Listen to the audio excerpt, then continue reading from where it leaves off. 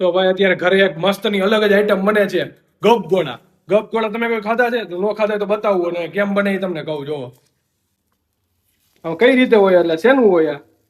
બે બને, એક ઇડલીના ખીરાના બને અને રવાના બને. બરોબર. આપણે બે મિક્સ છે. જોઈએ કેવા બને, કેવા ટેસ્ટી છે. આપણે હમણાં મસ્ત ફૂલાશે. મસ્ત ફૂલાઈ જશે એમ ને? હા તો સાઉથ ઇન્ડિયન આઈટમ છે ને આ? હા, ગપગોળા. દેશી ભાષામાં ગપગોળા હો. ચલો ભાઈ, તો અત્યારે બને છે. સાઉથમાં તમને અપ્પે કે અપ્પે અપ્પે. અપ્પે અપ્પમ બધા અલગ અલગ છે. હવે કેટલી વાર લાગશે? બધી 7 મિનિટ. તો ભાઈ હમણાં અપ્પમ એટલે કે ગપગોળા રેડી થઈ જાય છે. તમને બતાવું કેની સાથે ખાવાના હોય છે એ બી તમને બતાવું.